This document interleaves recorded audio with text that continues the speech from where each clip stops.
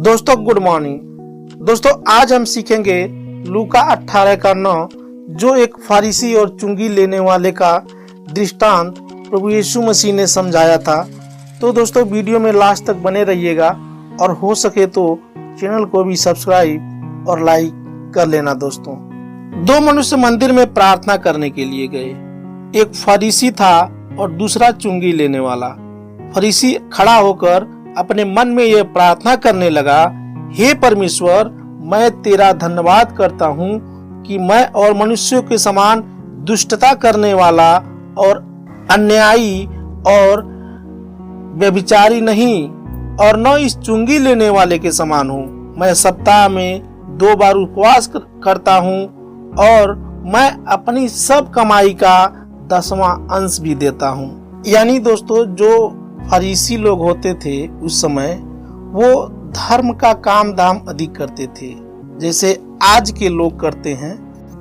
मान लीजिए आप एक मंदिर के पुजारी हैं, आप रोज सुबह उठकर स्नान करते हैं, अपने भगवानों के सामने 2-2 घंटे पूजा अर्चना करते हैं, हफ्ते में 2 दिन उपवास भी करते हैं, गरीबों को खाना खिलाते हैं, जिनके पास कपड़े नहीं हैं उनको वस्त्र दान करते हैं।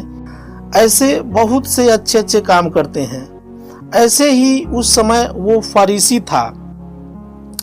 वो फरीसी भी ऐसे ही करता था कि हफ्ते में जो कह रहा है कि मैं सप्ताह में 2 बार उपवास करता हूँ, मैं अपनी सब कमाई का 10वां अंश भी देता हूँ। इस तरह वह जो फरीसी था अपना बड़ाई कर रहा है परमेश्वर से और कहता है, हे परमेश्वर, मैं तेरा धन्यवाद करता हूँ कि मैं और मनुष्यों के समान दुष्टता करने वाला अन्यायी और व्यभिचारी नहीं और न इस चुंगी लेने वाले के समान हूँ। इसे तो कुछ नहीं आता है, ना ही ये कलीसिया में जाता है समय से, ना ही इसे बाइबिल पढ़ने आता है और ना ही ये दान दशमांश देता है, ये उपवास भी नहीं रखता है, ये कोई भी अच्छे काम नहीं करता है। लेकिन हे परमेश्वर, देख मैं तो तेरे सारे अच्छे काम करता हूँ। इस तरह से वो फरीसी जो था वो दिखावा कर रहा है परमेश्वर के सामने जो है।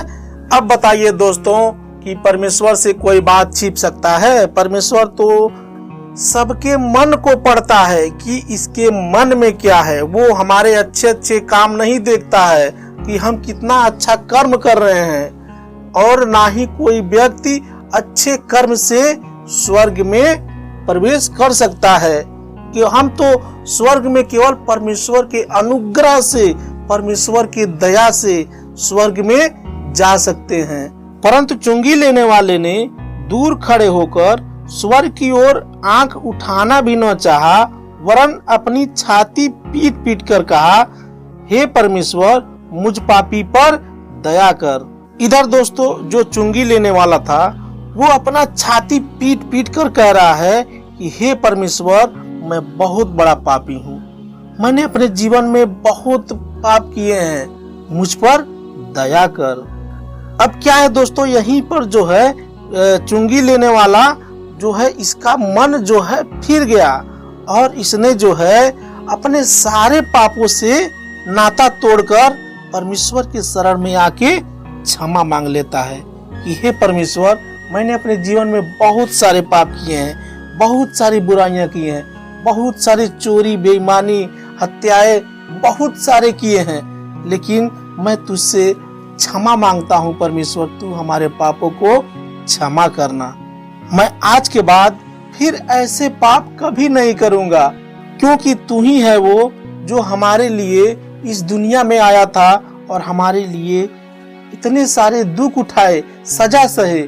मैं कैसे पाप कर सकता हूँ? तो दोस्तों यहाँ पर क्या हुआ, उस चुंगी लेने वाले का मन बदल गया, उसका मन परिवर्तन हो गया, फिर वो पाप में नहीं जाना चाहता है। अपने सारे पापों से वो जो है परमेश्वर से क्षमा मांग रहा है। फिर बाइबिल आगे क्या कहती है दोस्तों कि मैं तुमसे कहता हूँ कि वह दूसरा नहीं परंतु यही मनुष्य धर्मी ठहरा और अपने घर गया, क्योंकि जो कोई अपने आप को बड़ा बनाएगा वह छोटा किया जाएगा और जो अपने आप को छोटा बनाएगा वह बड़ा किया जाएगा। सच कहूं दोस्तों तो हमारा परमेश्वर ये नहीं देखता कि तुमने कितने अच्छे अच्छे कर्म किए हैं। हमारा परमेश्वर केवल हमारे मन को पढ़ता है। आज मैं मानता हूं कि हमने अपने जीवन में बहुत अच्छे अच्छे कर्म किए हैं, लोग हमसे बहुत खुश रहते हैं, लेकिन दोस्तों मनुष्य अच्छे अच्छे कर्म करके कभी भी अनंत काल के जीवन में प्रवेश नहीं कर सकता है, यानी स्वर्ग में नहीं जा सकता है।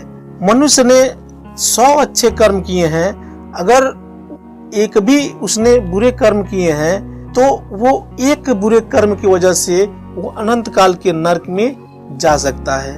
हमें हमारे जीवन भर का जो पाप क्षमा होता है परमेश्वर के अनुग्रह से, परमेश्वर से जब हम क्षमा मांग लेते हैं अपने पापों की, और जब हम यीशु मसीह पर विश्वास कर लेते हैं कि यीशु मसीह हमारे लिए इस दुनिया में आया था और हमारे लिए मारा गया, गाड़ा गया, फिर तीसरे दिन जिंदा हो उठा, और हम अपने जीवन भर इस बाइबल के वचन पे चलने को जो है तैयार हो जाते हैं, तो हमारा पाप, जीवन भर का पाप क्षमा हो जाता है। तो दोस्तों जाते जाते मैं यही कहूँगा कि आप भी सच्चे परमेश्वर को पहचानिए और अपने पापों से मन फिराइए। मिलते हैं दोस्तों फिर अगले वीडियो में, तब तक के लिए आप सबको जय मसीह।